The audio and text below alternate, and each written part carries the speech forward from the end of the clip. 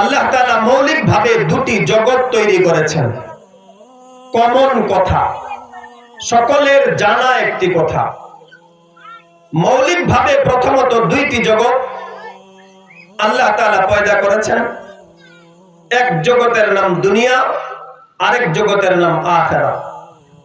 দুনিয়ার জগৎ, যেখানে আমরা বর্তমানে বসবাস করছি, একেবারে ক্ষণস্থায়ী, কোন স্থায়িত্ব নেই। এটা একটা খেলাধুলার মতো। কোরআনে কারিমে আল্লাহ তাআলা দুনিয়ার জীবনকে খেলার সাথে তুলনা করেছেন।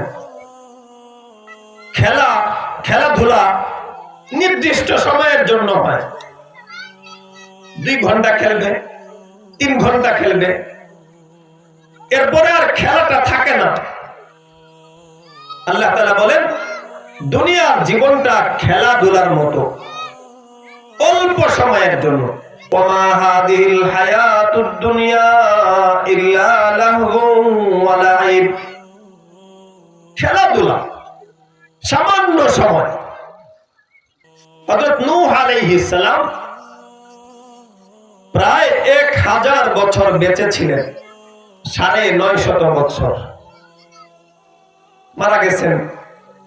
আল্লাহ তাআলা তাকে জিজ্ঞেস করেছেন, নূহ, দুনিয়ার জীবনটা তোমার কাছে কতটুকু লম্বা মনে হয়েছে? কতটুকু সময় তুমি দুনিয়াতে দিয়েছো, ব্যয় করেছো? হযরত নূহ আলাইহিস সালাম বলেছিলেন, আল্লাহ,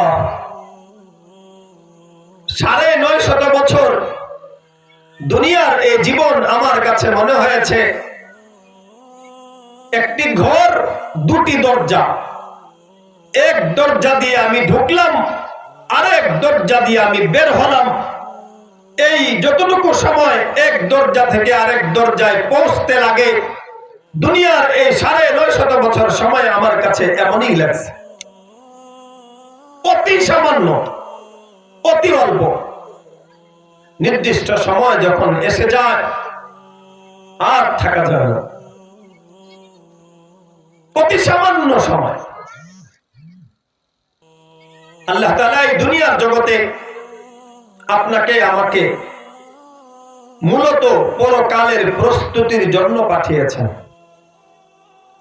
আমার স্থায়ী জীবনে, পরকালীন জীবনে আমি আপনি সকলেই যেন সুখী হই, শান্তিতে থাকতে পারি, এর প্রস্তুতির জন্যই দুনিয়াতে আমাকে আপনাকে পাঠানো। এখন অবস্থা এমন হয়েছে কারো কারো বেলায়, এমন যেন না হয় যে আমি পাক্কা দুনিয়াদার হয়ে গেলাম আর আখিরাতকে ভুলে গেলাম। কেমন যেন না হয়। আমার প্রতিটি কাজে, আমার প্রতিটি অনুষ্ঠানে, আমার প্রতিদিনে, প্রতি রাতে, প্রতি ঘন্টা আখিরাত যেন আমার সামনে থাকে, ভুলে যেন না যায়।